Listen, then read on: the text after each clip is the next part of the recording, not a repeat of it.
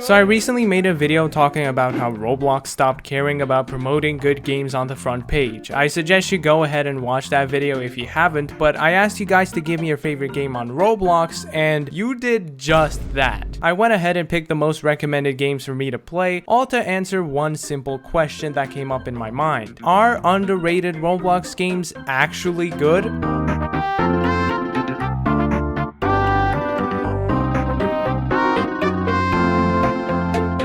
I will take the most recommended games in my comment section and I will rank them based on how good I think their gameplay is, their art style, and my overall enjoyment playing the game. And I'll also be giving them a video game soundtrack equivalent because why not? Don't forget to subscribe, and without further ado, let's begin. Combat Initiation is a wave-based shooter game heavily inspired by Ultra Kill. You and up to 6 other players fight waves of enemies using a variety of weapons, each with their own branching upgrades. The game is currently in beta, but there's a good amount of stuff you can do in it. I honestly really enjoyed this one. There are a lot of unique weapon synergies, and it's pretty fun to play, although it's a little too inspired by Ultra Kill in my opinion. A huge majority of the enemy types are directly taken from Ultra Kill. You even have a style meter, you can parry with your melee attack, and this is just the knuckle blaster, dude. What I like is the old Roblox-esque art style. It's fairly easy on the eyes compared to regular Ultra Kill, and the enemy types are very recognizable. In total, there are currently 30 waves of different enemies you can fight, with a boss at every 10th wave. My only real complaint with the bosses is that they don't die easily. It takes so long to kill them, which more or less makes them feel like a bump in the road rather than a fun part of the run. Pair that with the jankiness of the Roblox engine, and honestly, they just kind of suck. The fun part about this game is that you can change how you play it and what items you use every time. It gives it a lot of replay value. I guess you could say it's Ultra Kill with roguelike elements, and as fun as that sounds, it's very rough around the edges, but it does have a lot of potential, and I can't wait to see where it goes in the future. Gameplay, 8 out of 10, art style 7 out of 10, enjoyment 8.5 out of 10. I recommend playing this one with friends. This is if the Cyber Grind song from Ultra Kill was a Roblox game. Also, just the Cyber Grind.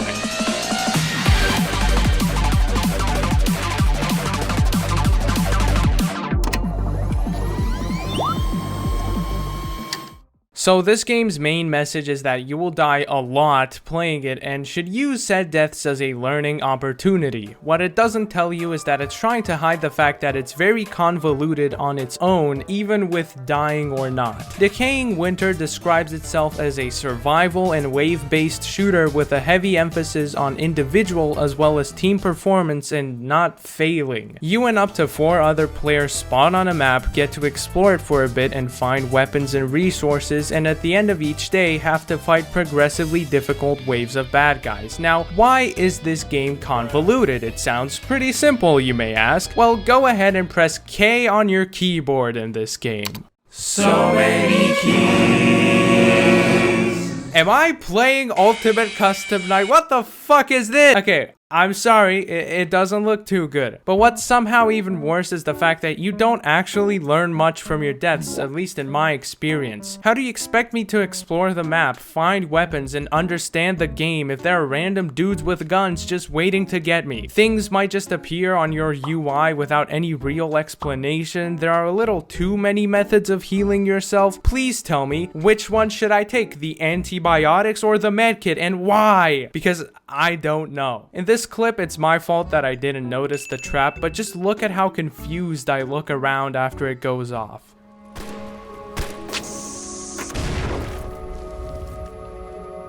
What? That's a sign that I definitely understood what happened. I'd appreciate it if I at least got some sort of message in Decaying Winter that would say something like, you should avoid wandering from the safe zone too far on your own, or something like that. I might try to give it another chance, but yeah, probably not. Gameplay 5 out of 10, art style 8 out of 10, enjoyment 2 out of 10. I'm all for games with in-depth mechanics, but unfortunately, I don't recommend this one. Decaying Winter is the Roblox game equivalent of Night Soil from The Binding of Isaac Repentance. It could be better.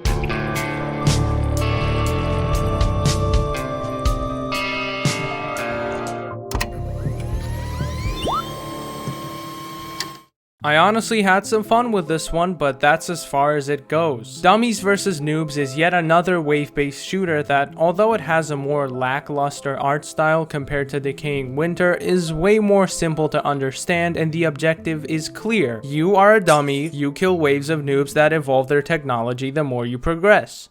I guess you could say this is like the Skibbity Toilet Wars, eh? Okay, I'm sorry. This gave off the vibe of a game I'd be obsessed with in my childhood. It's simple and repetitive, and that's the formula you need to follow to make a decent Roblox game. When I started playing, I'd instantly get killed whenever a wave started, but once I got the hang of how things worked, I got pretty hooked. That's not to say that I didn't get annoyed by the imbalance of the enemy types. Most of them are a little too strong, and some of them just one-tap you, cause why not? All of this probably could have been excused if the game overall wasn't so goddamn repetitive. Yes, I said repetition is good for a Roblox game and new enemy types show up and you also fight bosses, but it's a snore fest. There are some pretty fun tools to use, but it's hidden underneath like 10 layers of grinding. Gameplay 6 out of 10, art style 6.5 out of 10, enjoyment 7.5 out of 10. I somewhat enjoyed this one, so bring some friends. I recommend it the most with friends. I thought long and hard about a song equivalent for this game, and I think Boss 2 from Terraria works perfectly.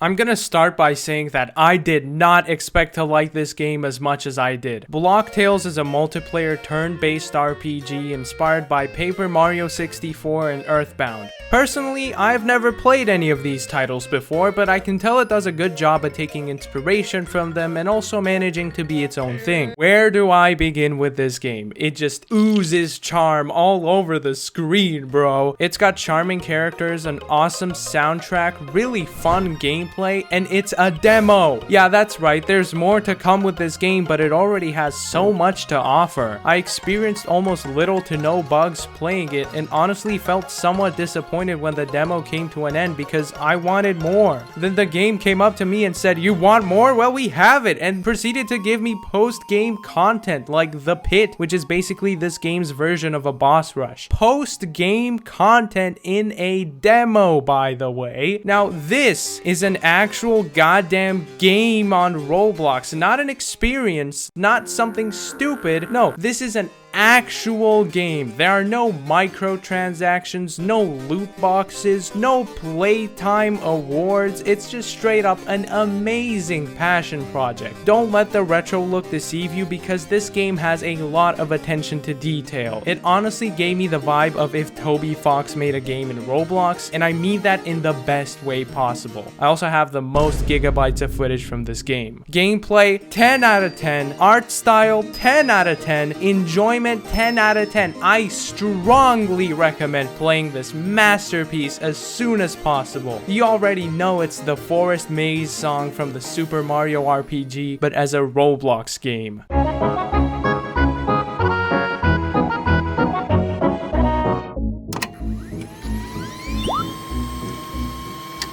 I got a lot of requests for this one, and I honestly don't know why. Juke's Towers of Hell, or JToH for short, is a platformer with an assortment of different towers that you must climb without checkpoints. It's just hard Roblox obbies, but vertical. I immediately thought of Rage Games when I first played this, but at least Rage Games have some compelling mechanic or gimmick that you can master. But on Roblox, platforming is dry as hell, bruh. You just jump, that's it. And because of that, this game gets really boring really fast. It probably gets more interesting if you're better at platforming, but I don't have the mental capacity to find out. While Rage Games always keep me hooked, and whenever I fall, it's always a learning opportunity for future attempts. In this game, if you fall, it's just annoying. There's not much to learn from falling back down, and returning to where you were almost feels like a chore. Some people probably enjoy this, and there's nothing wrong with that. that, but I don't, and it's my video, so yeah. Honestly, there's not much to talk about regarding this game. They technically have a difficulty progression system, but in my opinion, the towers are very imbalanced when it comes to the difficulty. You'll have easy parts made for babies, squeezed between parts that make you want to punch a hole through your screen. Gameplay 3 out of 10, art style 1 out of 10, enjoyment 3 out of 10. If you like hobbies, then go play this game, but otherwise I do not recommend it personally. This is just that one goofy ass song from Balatro as a Roblox game.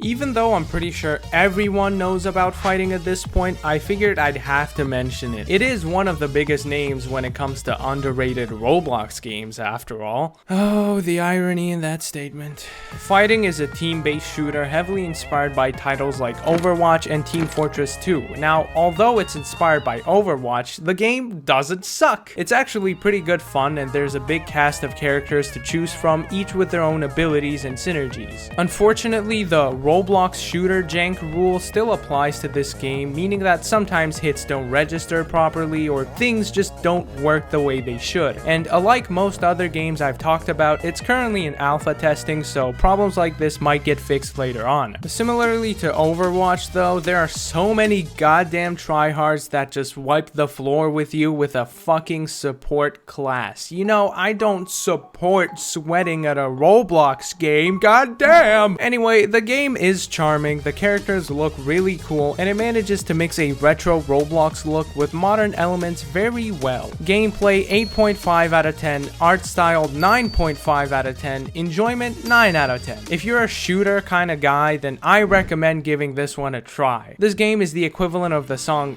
War Without Reason from Ultrakill on Roblox.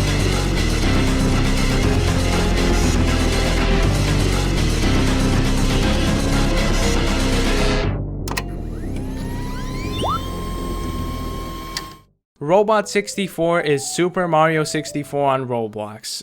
The game is pretty fun though, I can't lie, but I have played it before. It's been around for quite a while now. The gameplay loop is pretty simple. You just go to a world, collect as many ice creams as possible by doing wacky missions and platforming, then go to the next and do some more platforming, and that's all you do. There's honestly not much to talk about here. The movement works pretty well, but there isn't anything all that special about it. And to keep this video short, I won't talk about the world's mechanics or anything like that. Gameplay 7 out of 10, art style 8.5 out of 10, enjoyment 8 out of 10. I recommend it. It gives me the vibes of Dire Docks from Super Mario 64, but if it were a Roblox game.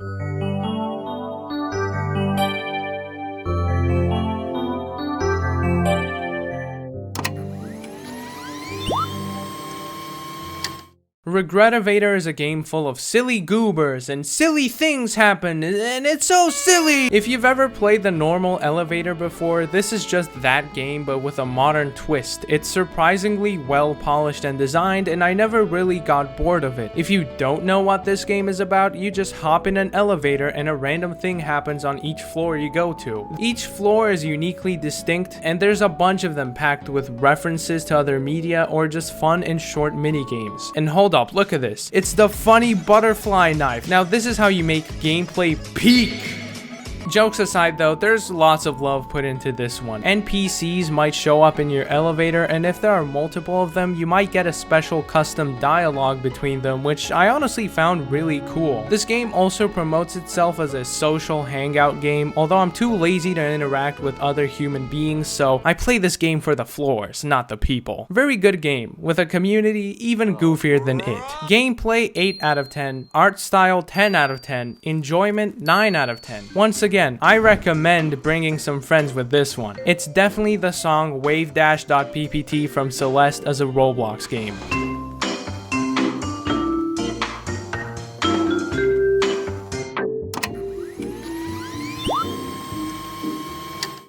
Super Blox 64. Okay, I think you can tell what this game is based on already. This game is just Robot 64 but newer with extremely similar movement mechanics, although this one flows way smoother than Robot 64. Instead of ice creams or stars, you go to worlds to collect player points. Yeah, that currency that serves zero purpose on Roblox, remember that? Well, the game doesn't stand out too much from a visual standpoint. Nothing made me go, oh wow, that looks really cool. The gameplay is good enough to make up for it. It's not like they reinvented the wheel or something. The movement is straight up taken from Super Mario 64, and that's where it slightly falls apart. I did go ahead and get all the achievements and player points that you can legitimately get as of writing this, but would I play it again?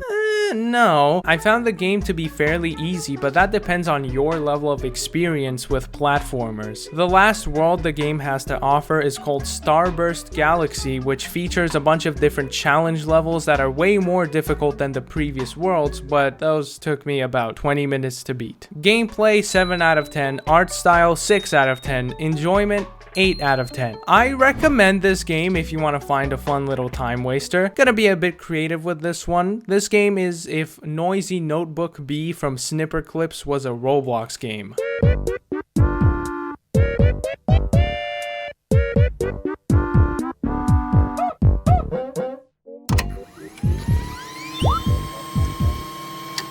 I cannot believe this game was made in Roblox, seriously. Although the graphics of this game could use a bit more tweaking since they're a bit too minimalistic for my taste, Neon Nights somehow makes me question whether I'm even playing Roblox or not. The only real problem is that this game is in beta and it shows. It's very lackluster in many different regards. There's a lack of character customization, a lack of interesting gameplay, and a massive lack of sound design. It feels very empty with there being little to no background music. Even though I see the vision for this game and I appreciate what it already has, there's a lot of work that still needs to be done for this to be even just a bit good. Neon Nights is a roguelike shooter type game. You explore different areas and kill robots, and that's it. You shoot a few robots, you fight a boss, then you move on to the next thing. You get some upgrades, some new weapons, and okay, yeah, it's kind of boring. There's nothing too outstanding about its gameplay, which is why I'm giving it a 3 out of 10. And the art style is a 7 out of 10, and my enjoyment 4 out of 10. As sick as this game looks, I don't recommend playing it right now. This is the Undertale core music if it was a Roblox game.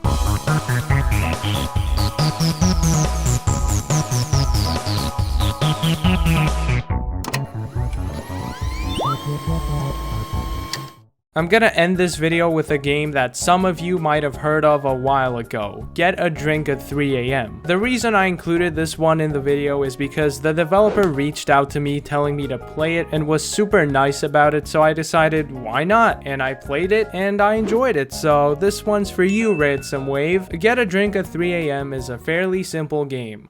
Do I need to tell you what you do in it? It's a fun story game to check out that isn't made for one singular playthrough. Getting all the different endings is a part of the process, and this game practically demands you check out everything it has to offer. You go on wacky quests, discover zany things, and stumble upon references to other video games or media, all to get a drink at 3 AM. Now, this isn't the first game of this type. The get a something at an ungodly hour trend used to be pretty big a year or so ago, with games like this being popular for the variety of endings they have. But it only takes about 2 hours to fully complete, so if you're bored and want a charming little game to play, then this is the one for you. Gameplay 8 out of 10, art style, well, 4 out of 10, enjoyment 10 out of 10. I recommend this one. It's pretty fun, and honestly, a song that just gives off the vibe of this game is Another Hymn from Deltarune. So, in conclusion, a lot of underrated Roblox games are very good, although you can probably understand why they're underrated in the first place. Most of them are either too unconventional for Roblox and don't appeal to children, or they're still works in progress. The unfortunate truth is that they'll probably stay underrated at least for a good while. There's a reason why a game like Yeet a Friend has more players than Combat Initiation, and that's because Yeet a Friend is pay to win and has extremely simple gameplay compared to Combat Initiation, which has fairly in-depth mechanics and no microtransactions. It's a cruel world we live in, but sometimes you just gotta move on. Let me know if I missed anything in this video, and I'll probably tackle it at another point. But for now, I gotta put Roblox down. Like, I gotta put it down.